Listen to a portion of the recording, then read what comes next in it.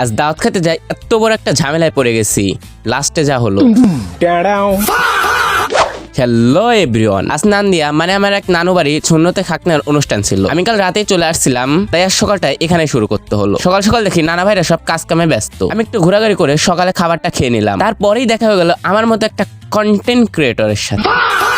উনি আমার ভিডিও করে, আমি উনির ভিডিও করি, ভালো। তারপর শুরু হয়ে গেল গান বাজনা। গ্রামের অনুষ্ঠান বলে কথা, মজা তো হবে 100। আর সব অনুষ্ঠান বাড়িতেই এদের উপস্থিতি থাকবেই। 2 তালে দিয়ে 500 নিয়ে যায়।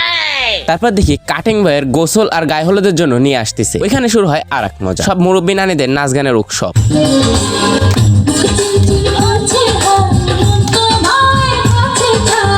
শুধু কি তাই, যে যারে পারে তেমনই ঝাঁপাচ্ছে। আর এই ছেলে ঝাঁপানি দেখে আমার পুরনো কথা মনে পড়ে গেল।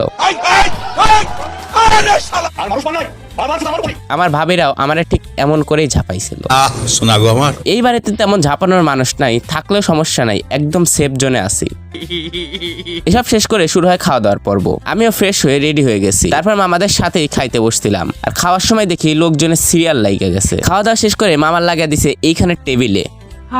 কিন্তু আমাদের তো প্ল্যান অন্যরকম, আমরা যাব নগর বাড়িতে। তাই ওইখানে একজনের ফাঁসাই দিয়ে আমরা চলে আসছি নগর বাড়ি পড়ে। আর এখানে আসলে একটা ইতালি ফিল আসে, পুরাই বিদেশে।